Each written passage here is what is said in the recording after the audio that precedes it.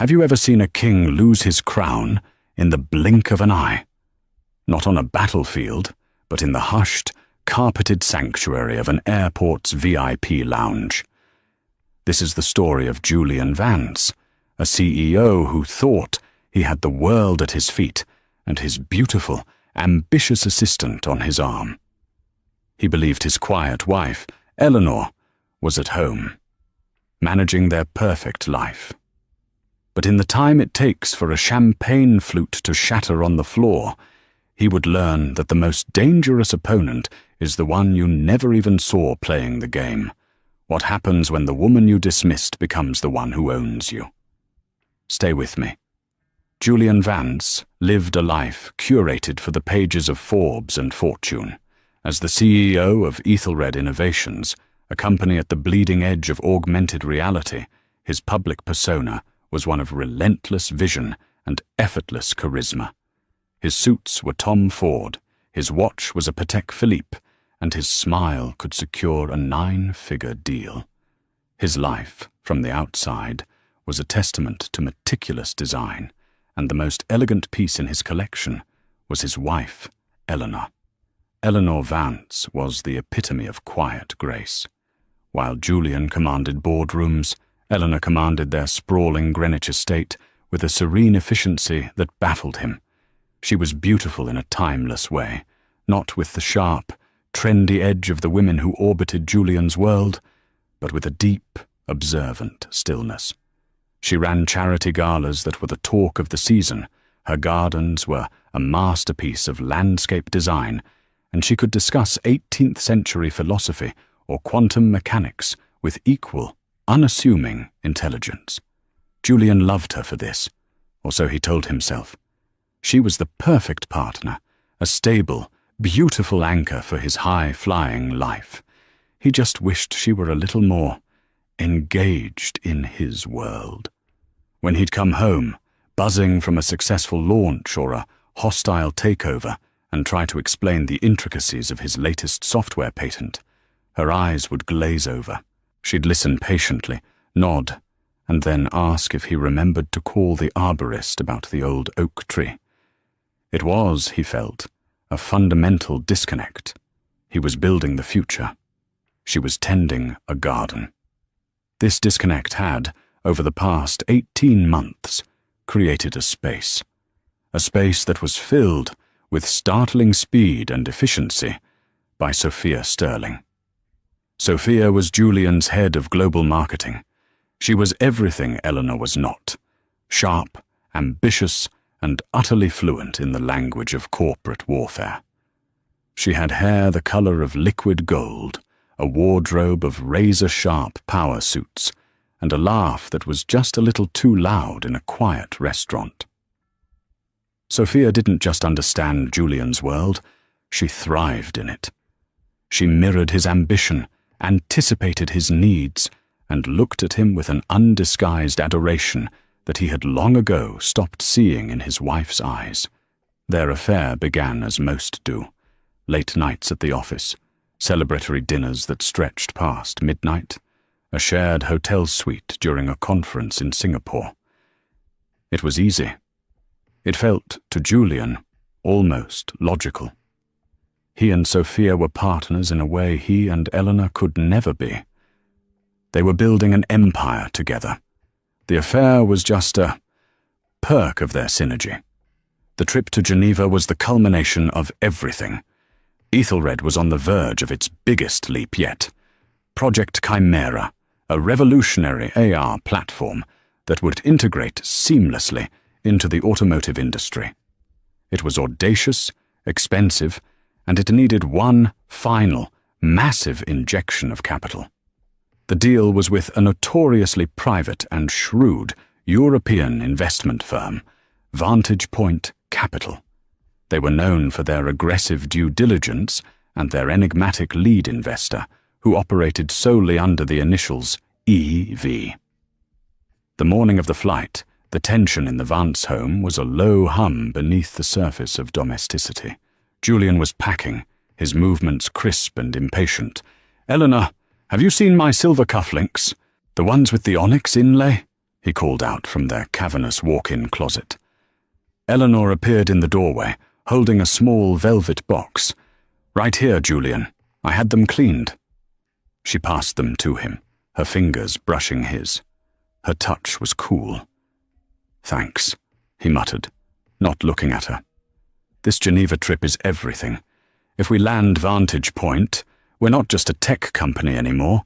We're a global standard." "I'm sure it will go well," she said, her voice even. She watched him pack. He was packing for a 3-day trip, but his suitcase held a week's worth of clothes. He always did. He called it contingency planning. She knew he would spend the weekend after the deal with Sophia in a chalet in the Alps. She had seen the booking confirmation on his tablet weeks ago, left open by mistake. It was a mistake he was making more and more often. "Sophia has been a miracle worker, you know," Julian continued, oblivious. "She's the one who got us to the meeting with EVR's people. The man, or woman, nobody seems to know, is a ghost. But Sophia charmed her way through 3 layers of gatekeepers. She's indispensable." "I'm sure she is," Eleanor said. A ghost. The irony was not lost on her. For the past decade, she had felt like a ghost in her own life, a silent spectator to her husband's grand performance. As he closed his suitcase with a decisive snap, he finally turned to her. He softened his expression, the way he did before asking for a favor. "Ellie, listen. I'll be back Sunday night. I know we were supposed to go to that benefit for the museum." "It's fine, Julian," she interrupted softly. "This is important. Don't worry about it." He smiled, relieved at her easy acquiescence. He leaned in and kissed her cheek. The kiss was a dry, familiar formality. "You're the best, Ellie. Truly. I don't know what I'd do without you." He picked up his briefcase. "Wish me luck." "You don't need luck, Julian," she said, looking him directly in the eye. "You just need to be prepared for all possible outcomes." He laughed, misinterpreting her words as a vote of confidence. "That's my girl. Always practical." He walked out of the room, his footsteps echoing down the marble hallway.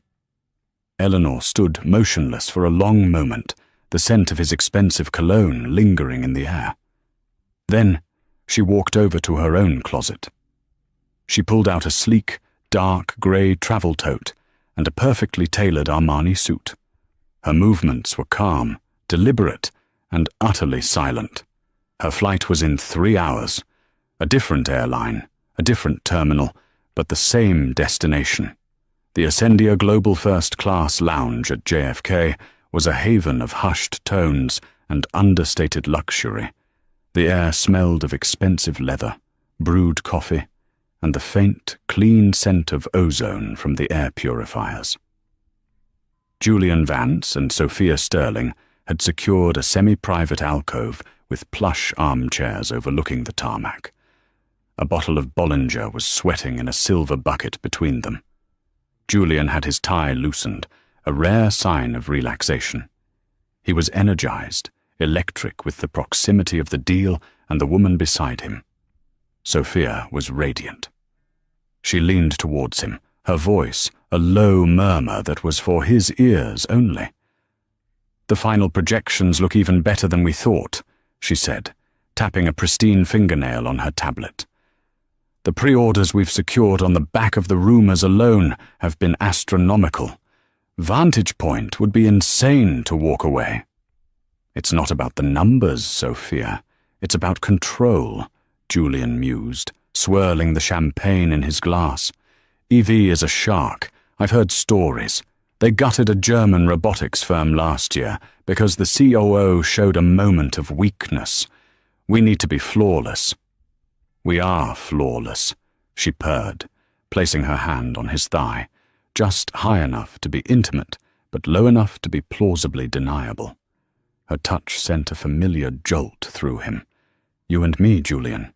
We're the dream team." He smiled and covered her hand with his. "Damn right we are." He looked at her, truly looked at her. In the soft lounge lighting, she was ambition made flesh. She understood him. The guilt he sometimes felt about Eleanor seemed distant, a fuzzy, irrelevant emotion from another life. This was his real life, his real partner. They spent the next hour in their bubble of shared confidence, their conversation a seamless blend of business strategy and whispered affections. Sophia laughed at his jokes, her head tilted back, her blonde hair catching the light. Julian refilled her glass, his arm brushing hers, their world shrinking to the space between their two chairs. They were so absorbed in each other that they didn't notice the woman who had entered the lounge. Eleanor Vance moved with a purpose that was entirely at odds with her usual placid demeanor. She had checked her coat, her gait was steady, and her eyes, clear and focused, scanned the lounge. She spotted them almost immediately. A pang, sharp and cold, went through her chest. But it was an old wound, one whose pain had long since dulled into a catalyst for action. She saw Sophia's hand on her husband's leg. She saw the way he looked at her, the easy intimacy that screamed of countless hours just like this one. For a moment, she allowed herself to feel the sting. This was her husband, the man she had built a life with, supported, and loved. But the image in front of her was a betrayal so casual, so public, it was like a slap in the face. She took a slow, steadying breath, drew her shoulders back, and started walking towards them. Her heels made no sound on the thick, plush carpet. It was Sophia who saw her first. Her smile faltered, a flicker of confusion in her eyes. "Julian," she said, her voice suddenly tight. "Isn't that—" Julian turned, following her gaze. His face went through a rapid series of emotions. Confusion, then disbelief, then a flash of pure, unadulterated panic that he quickly masked with irritation. "Eleanor, what the hell are you doing here?" He stood up, blocking Sophia from her view, a clumsy, instinctual gesture of protection. "Is everything okay? Did something happen at home?" Eleanor stopped a few feet from their table. She looked past Julian's shoulder at Sophia, who was now staring, wide-eyed and flustered. Eleanor's expression was perfectly, unnervingly neutral. "Everything at home is fine, Julian," she said, her voice calm and clear, cutting through the hushed ambiance of the lounge. "Then what is this? Are you following me?" The accusation was sharp, his attempt to seize control of a situation rapidly spiraling away from him. "Don't be ridiculous," Eleanor replied, her tone cool. She then addressed Sophia directly, a move that made both of them flinch. "You must be Sophia Sterling. Julian has mentioned your indispensable work for the company." Sophia, recovering her composure, put on a brittle professional smile. She rose from her chair, extending a hand she knew wouldn't be taken. "That's me. It's a pleasure to finally meet you, Mrs. Vance. Julian talks about you all the time." The lie was as smooth as silk. The air crackled with unspoken tension. Other patrons in the lounge began to subtly turn their heads, sensing the unfolding drama. A dropped pin would have sounded like a thunderclap. Julian stepped in, his voice low and furious. "Eleanor, this is highly inappropriate. Whatever this is about, it can wait until I get home. You need to leave." Eleanor didn't even look at him. Her gaze was locked on Sophia, who was now beginning to look smug. Sophia clearly saw this as the desperate act of a neglected wife, a pathetic scene that only confirmed her own superior position. She gave Julian's arm a little squeeze, a gesture of ownership. She smiled at Eleanor, a condescending, pitying little smile that said, "The game is over, dear. You've lost." That smile was the final catalyst. It was the spark that lit the fuse Eleanor had been carefully laying for 6 long months. The silence in their small corner of the world was absolute. It felt as if the entire Ascendia lounge, with its soft music and clinking glasses, had faded into a distant hum. All that existed was the triangle of three people charged with betrayal, arrogance, and a gathering storm of retribution. Sophia's smile was the focal point of it all. It was a masterpiece of passive aggression, a silent declaration of victory. She saw Eleanor as a relic, a society wife out of her depth, making a clumsy, emotional scene. In Sophia's mind, the confrontation was already won. She held the power, the career, and the man. Julian, caught between his fury and his panic, decided to take charge. "Eleanor, I am not going to repeat myself. This is a private business meeting. You are making a scene. Go home." His voice was a low growl, meant to intimidate, to remind her of their established dynamic. He commanded, she complied. But Eleanor didn't flinch. She finally broke her gaze from Sophia and looked at her husband. The look in her eyes was not one of a scorned wife. It was not angry, or tearful, or hysterical. It was the calm, appraising look of a predator that knows the trap has been sprung. "A private business meeting," Eleanor repeated, her voice resonating with an unfamiliar authority. "Yes, I suppose it is. In which case, you should probably introduce me properly to your colleague." Julian was baffled. "What are you talking about? She knows who you are." "I don't think she does," Eleanor said softly. She took a step closer, entering their personal space. She was now standing directly in front of the table, the half-empty bottle of Bollinger separating her from the couple who had, moments ago, been celebrating their future. Sophia let out a small, condescending laugh. "I think I have a pretty clear idea of who you are, Mrs. Vance." "Do you?" Eleanor's eyes narrowed slightly. "Then please, enlighten me." The challenge hung in the air. Julian, seeing Sophia's confidence, felt a surge of relief. Sophia would handle this. She was brilliant in a fight. Sophia leaned forward, her voice dripping with faux politeness. "You're Julian Vance's wife. You live in Greenwich. You run the Children's Hospital Gala. And I believe your prize-winning roses were featured in a magazine last spring. It was a lovely spread." The dismissal was total. She had reduced Eleanor's entire existence to a handful of domestic achievements. Julian almost smiled. It was a perfect, surgical takedown. Eleanor listened patiently until Sophia had finished.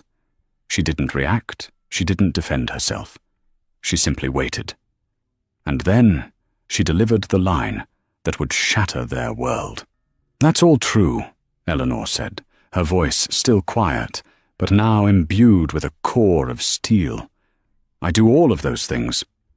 But I believe the introduction you're looking for, in the context of this particular business meeting, is a little different." She paused, letting the moment stretch, drawing the tension to a breaking point. She looked from Julian's confused face to Sophia's smug one. "My name is Eleanor Vance," she said, her enunciation precise and devastating. "And you, Julian, have been preparing for the better part of a year to pitch Project Chimera to my company." Julian stared blankly. "Your company? What are you talking about? Your charity foundation?" Eleanor gave a small, almost imperceptible shake of her head. "No, not the foundation." She reached into her tote bag and pulled out a slim, elegant business card case. With a flick of her thumb, she slid a card out and placed it on the table next to the champagne bucket. It landed with a soft, final thud. The card was thick, cream-colored stock, the lettering a minimalist, embossed silver. It read, "E. Vance Managing Partner, Vantage Point, Capital Silence." It was not a quiet moment. It was a void, a complete and total absence of sound, of comprehension, of reality itself. Sophia's condescending smile didn't just fade, it collapsed. Her face went slack with shock, her skin suddenly pale against her perfect makeup. Her eyes darted from the card to Eleanor's face and back again, her brain refusing to process the information. "Evie," she whispered, the initials catching in her throat like a shard of glass. Julian's reaction was slower, more catastrophic. He stared at the card, his world tilting on its axis. Vantage Point Capital. E. Vance. Evie. The ghost. The shark. The mysterious, untouchable investor he had been obsessing over for months. His wife. Ellie. He looked at her. Truly looked at her. For what felt like the first time in a decade. He saw not the placid homemaker, but a woman of formidable, terrifying composure. The boring charity work, the quiet hours spent on her laptop she'd claimed were for auction planning, the trips to visit her college roommate in Zurich. It all coalesced into a new, horrifying picture. The champagne glass in Sophia's hand slipped from her nerveless fingers. It didn't shatter. It hit the plush carpet with a dull, muffled thud, spilling pale gold liquid onto the floor like a final, pathetic offering. The sound broke the spell.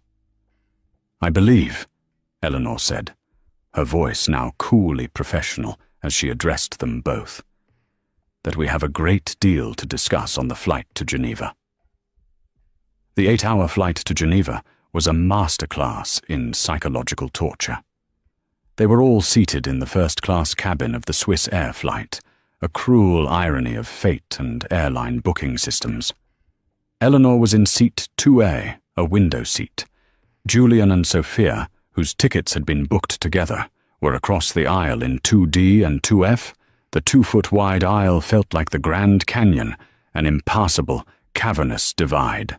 The flight attendants, trained to cater to the whims of the ultra-wealthy, sensed the glacial tension immediately.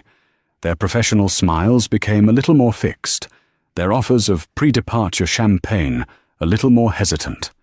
Eleanor accepted a glass of sparkling water with a slice of lemon. Julian waved the attendant away with a brusque gesture. Sophia just stared straight ahead, her face a frozen mask of disbelief. As the plane taxied and took off, the cabin was filled with the powerful roar of the engines. For anyone else, it was the sound of a journey beginning. For Julian and Sophia, it was the sound of their world ending. Julian's mind was a maelstrom. Evie Eleanor. The two concepts were so violently incompatible that his brain struggled to merge them. He kept replaying the scene in the lounge, searching for a flaw, a mistake, a sign that this was some elaborate, insane joke. But there was none. The cool authority in her eyes, the simple, undeniable fact of the business card. It was real. How? How could she have built a firm like Vantage Point Capital without him knowing? He thought back over the years. Her inheritance from her grandfather, the one she'd told him was modestly invested in some low-risk bonds. Her frequent trips, which he had dismissed as social obligations. Her hours spent in her home office, the door always closed. He had seen it all as the harmless hobbies of a bored wife. He had not seen it as the construction of an empire. His arrogance was a physical weight in his chest, crushing the air from his lungs. He had pitied her. He had felt superior, the dynamic provider for his quiet, unambitious wife. The entire foundation of his marriage, of his own self-perception, was a lie. And worse, a lie of his own making. He had been so blinded by his ego that he hadn't seen the person sleeping next to him for 15 years. He glanced across the aisle. Eleanor had put on a pair of noise-cancelling headphones and was reading a dense report on a tablet, its screen filled with charts and figures he couldn't comprehend from this distance.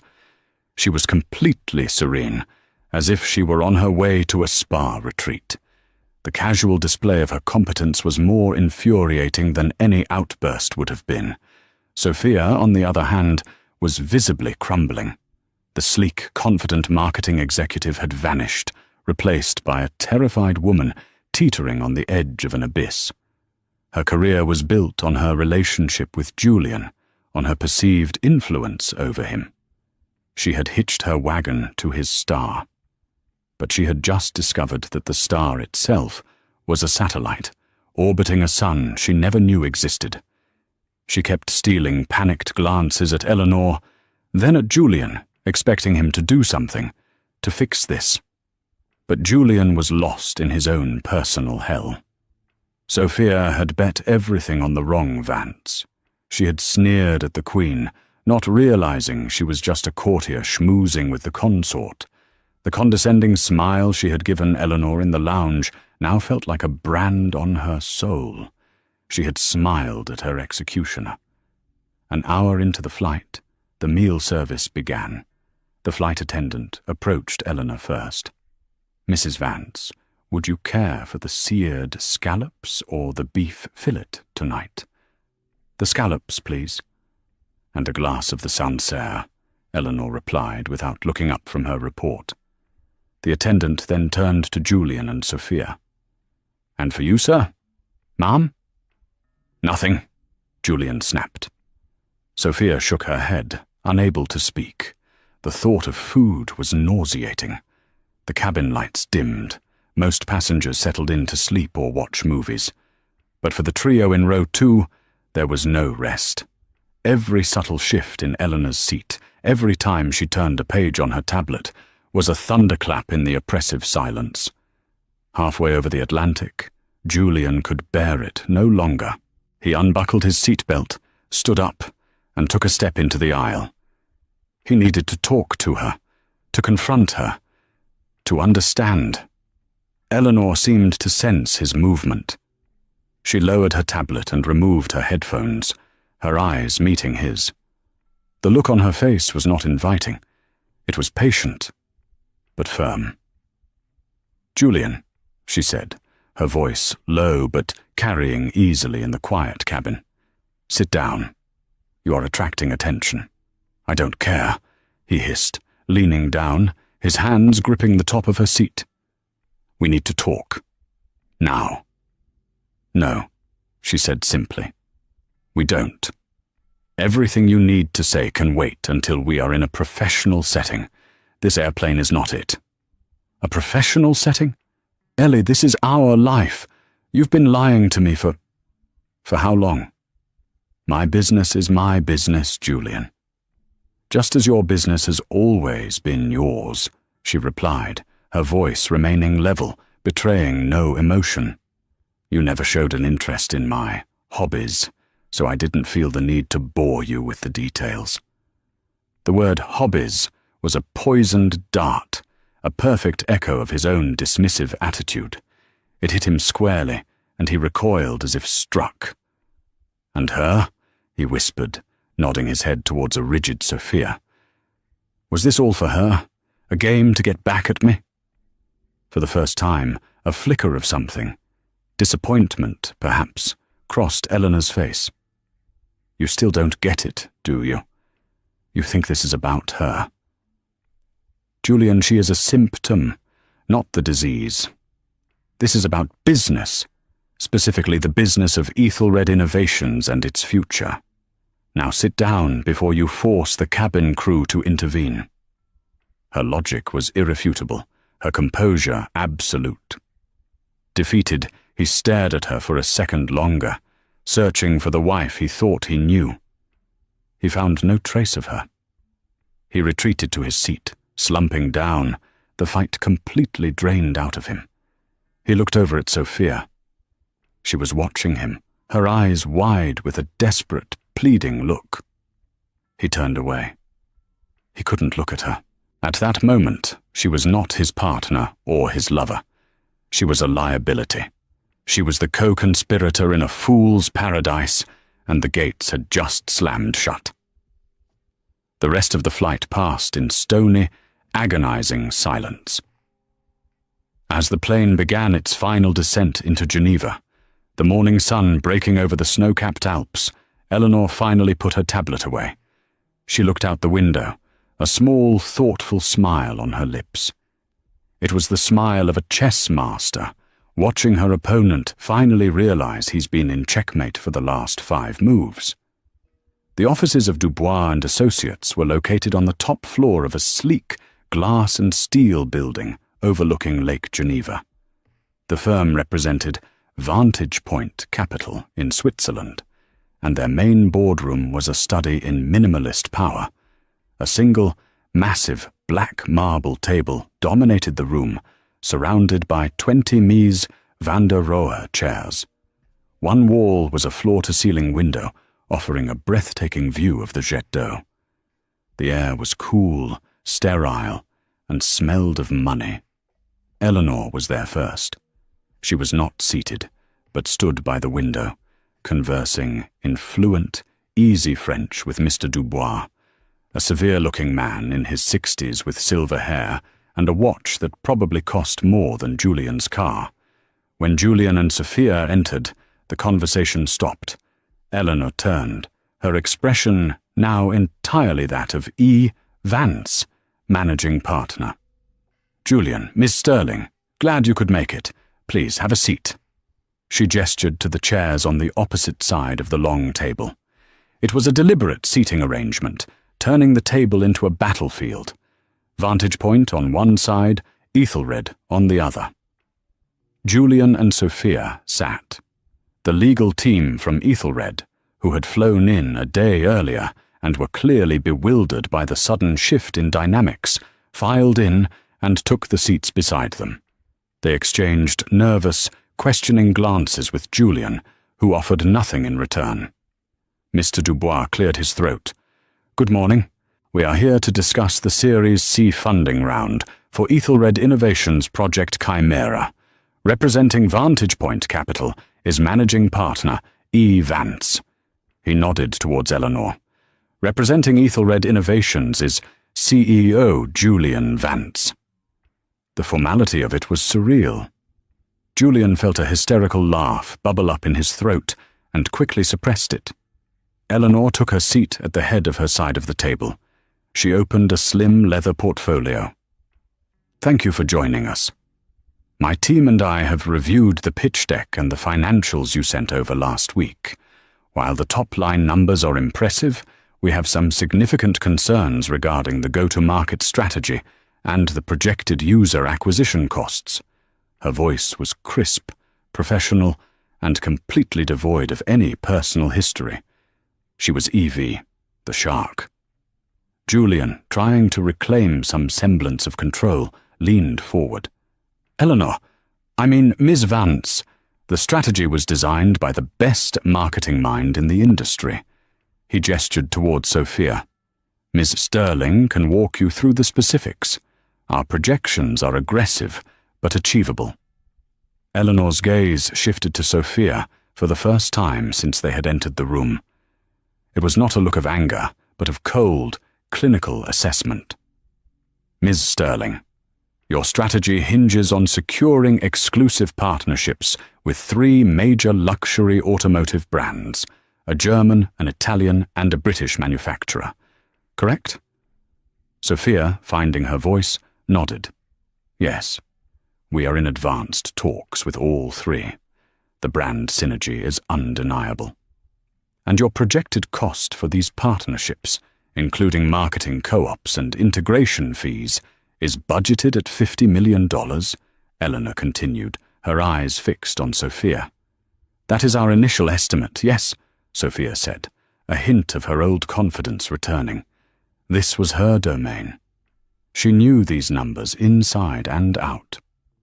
Eleanor slid a single sheet of paper across the marble table. "Then perhaps you can explain this." Sophia picked it up. Her hands were trembling slightly. It was an internal memorandum from the German car manufacturer, dated 2 days prior. It was a summary of their final meeting with Ethelred. At the bottom, a paragraph was highlighted.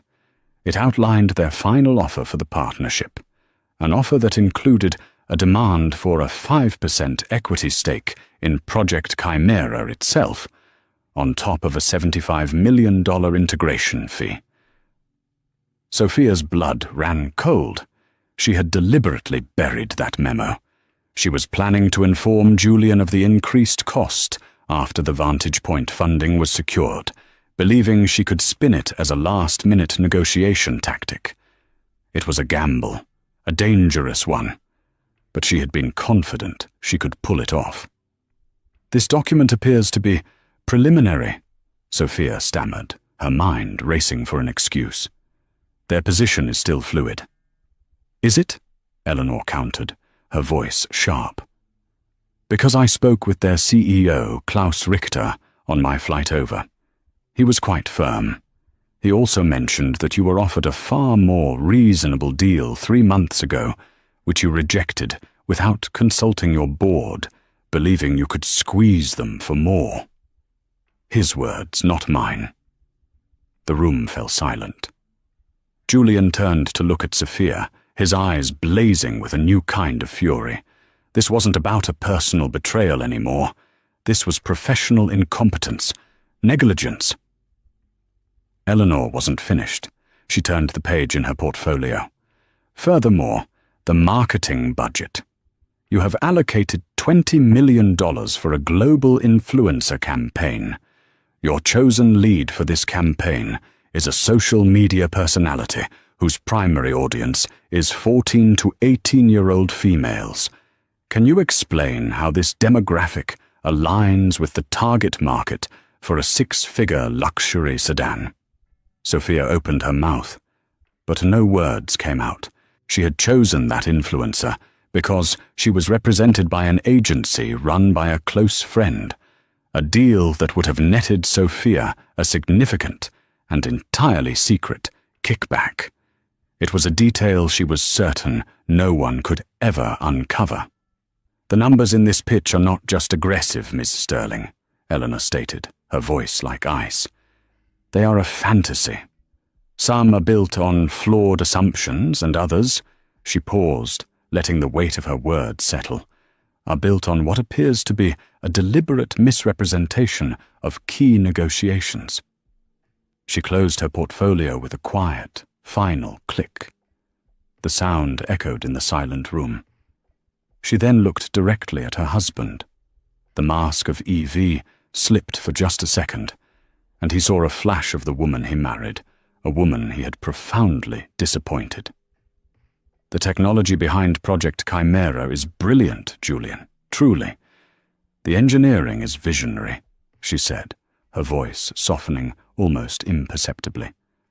"But the leadership that is meant to steer it to market is either incompetent or corrupt, and Vantage Point Capital does not invest in flawed leadership."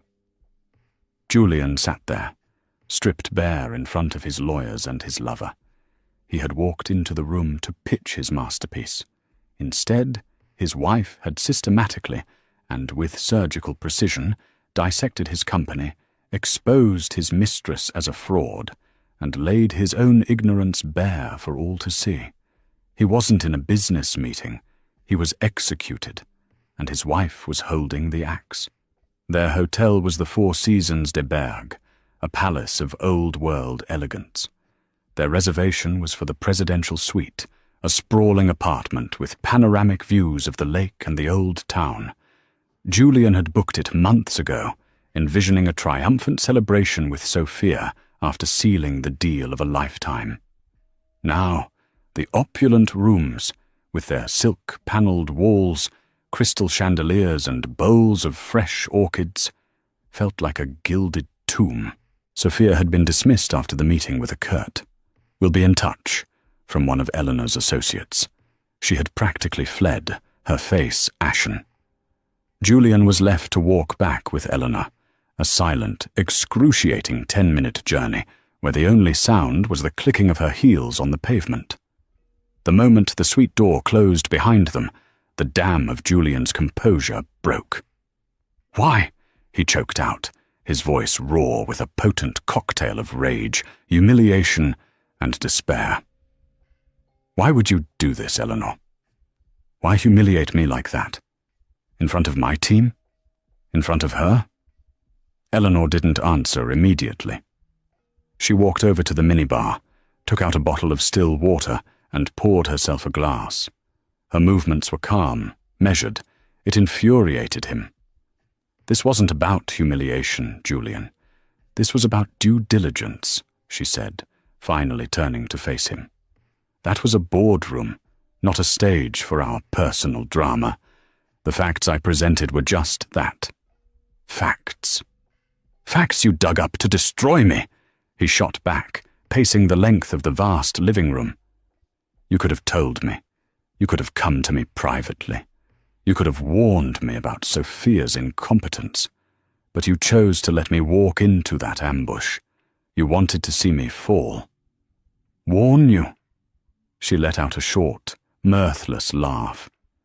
When exactly should I have done that, Julian?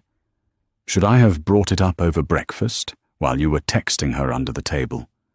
Or perhaps I should have mentioned that your head of marketing was jeopardizing the company's future after you told me you were going on a team-building retreat that just happened to be at a couple's resort in Napa. Julian stopped pacing. He stared at her. You knew. How long have you known? I've suspected for over a year, she said, her voice losing its businesslike edge and taking on a weary, sorrowful tone. I've known with certainty for 6 months. The first confirmation was the hotel booking for the chalet in the Alps. You left your tablet on the kitchen counter. It was careless. 6 months. For 6 agonizing months, she had known. She had watched him lie to her face every single day. She had smiled at him, passed him the salt, asked about his day, all while carrying the crushing weight of his betrayal. The strength, the sheer force of will it must have taken, was staggering. He collapsed onto a velvet sofa, his head in his hands. Ellie, I'm sorry, he mumbled. It was a mistake. She meant nothing. It was just an ego trip, a stupid cliché. It had nothing to do with you. With us. He looked up, hoping to see a crack in her resolve, a glimmer of the forgiving wife he had always taken for granted. He saw nothing but a profound, unshakable disappointment. It had everything to do with us, she said softly, walking towards him. She didn't sit next to him, but perched on the edge of an armchair opposite.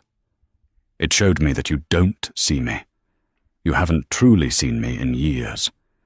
You saw a comfortable, predictable part of your life's architecture, a decorative element. And because you didn't see me, you assumed I couldn't see you. She leaned forward. So I started looking, really looking.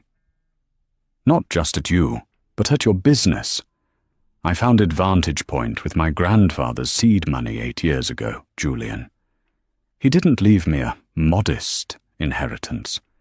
He left me a challenge.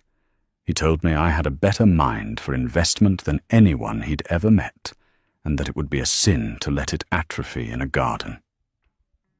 8 years. An entire secret life lived in parallel to their own. I started small, she continued.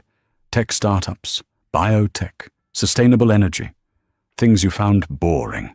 I built it, piece by piece, quietly. I never hid it, not really. The tax returns were filed jointly. The account statements came to the house. You just never bothered to look.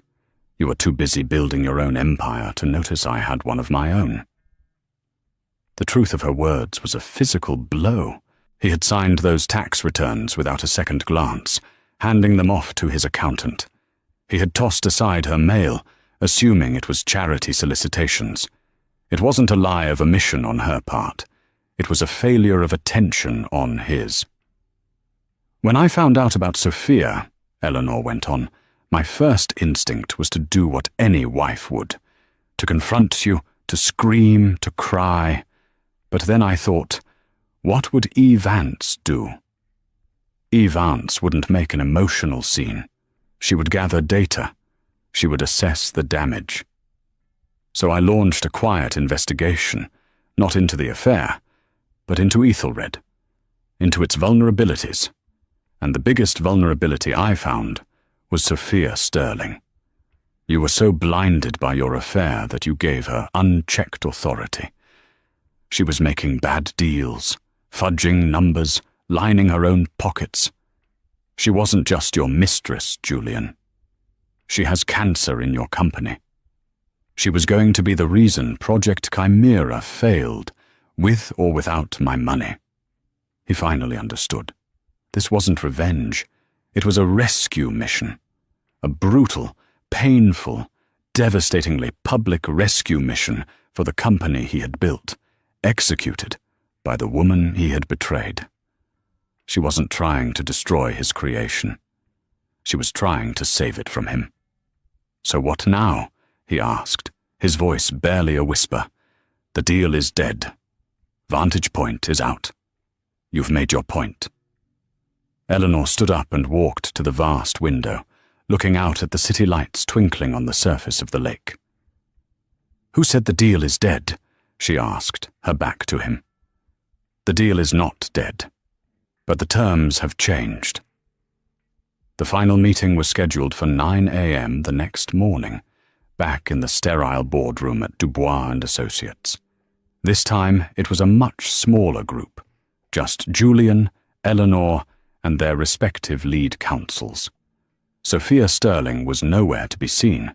A single email sent from Eleanor's lawyer to Ethelred's board the previous evening, detailing Sophia's professional misconduct with irrefutable evidence, had ensured her immediate suspension, pending termination. Her corporate life was over. Julian had not slept. He had spent the night replaying his entire marriage in his mind, viewing it through the new, terrifying lens of his wife's true identity. Every forgotten conversation, every dismissed opinion, every patronizing smile he had ever given her came back to haunt him. He had been married to a titan of industry and treated her like a household manager. He walked into the boardroom a changed man. The arrogance was gone, replaced by a hollowed-out exhaustion. He was no longer the charismatic visionary CEO. He was a defendant at his own sentencing. Eleanor was already there, looking as composed as ever. She wore a charcoal grey dress that was both elegant and severe. She nodded at him as he sat, a gesture of professional courtesy that felt more distancing than any insult. "Good morning, Julian," she began, dispensing with formalities. "I trust you've had time to think." "I've done nothing but think," he said, his voice hoarse. "Good," she replied. "Then let's be clear about the situation. Project Chimera is, as I said, a brilliant piece of engineering. It deserves to succeed. However, Ethelred Innovations in its current state lacks the disciplined leadership to guarantee that success. The market has no confidence in you right now. Your board has no confidence in you. And after yesterday, I can't imagine you have much confidence in yourself." Every word was true, and every word was a perfectly aimed blow. Vantage Point Capital is therefore prepared to move forward with the full $150 million investment, she continued. But we are not investing in your leadership. We are acquiring a controlling interest. This is no longer a funding round. It is a takeover. Julian's lawyer shifted uneasily in his seat, but Julian just stared at his wife. Of course, this was the final move in her game of chess. It was always going to be a checkmate. "My team will be restructuring the board," Eleanor said, sliding a new proposal across the table. "I will be taking the position of chairwoman. We will be installing a new CEO, a man named Marcus Thorne, who has an impeccable track record of scaling tech companies. You may know of his work at Cygnus Dynamics." Julian knew him.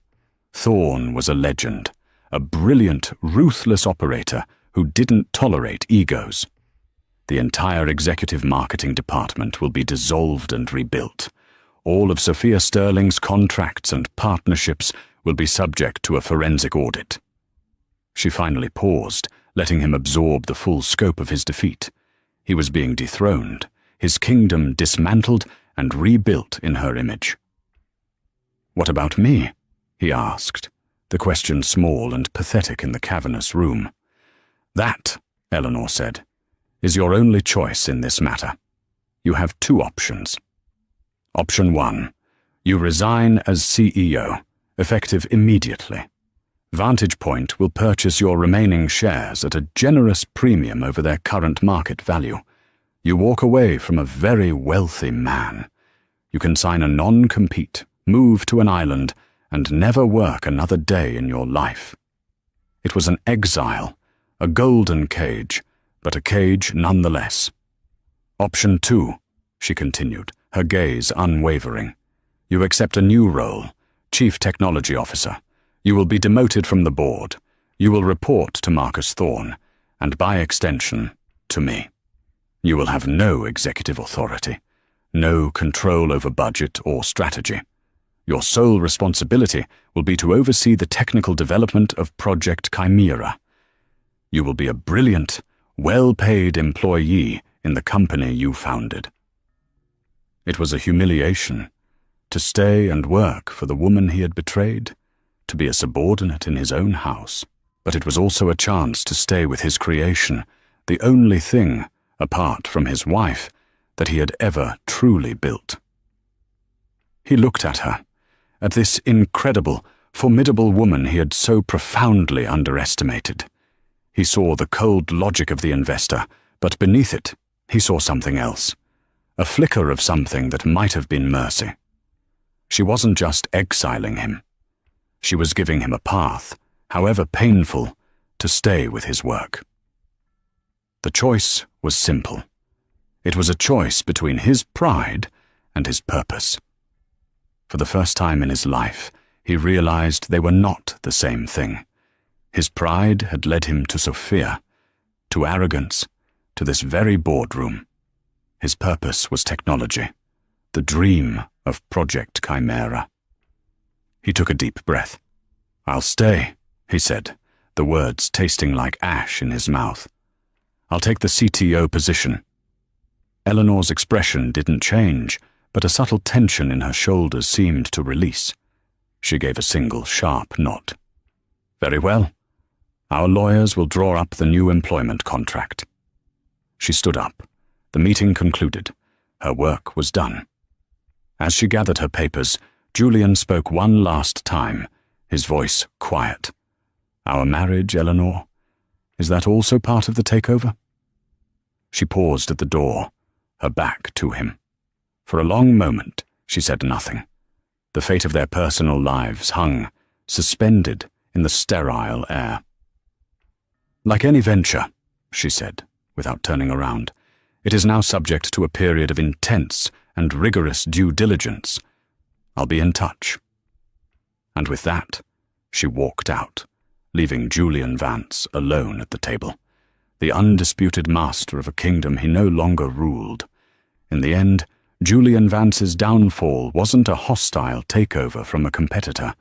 It was a quiet, methodical coup from within his own home.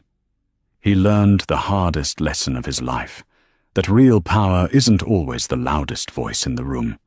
It's often the silent observer, the underestimated partner, the quiet diligence you dismiss. Eleanor didn't just expose an affair. She dismantled a reality built on arrogance, revealing a fundamental flaw in her husband's vision.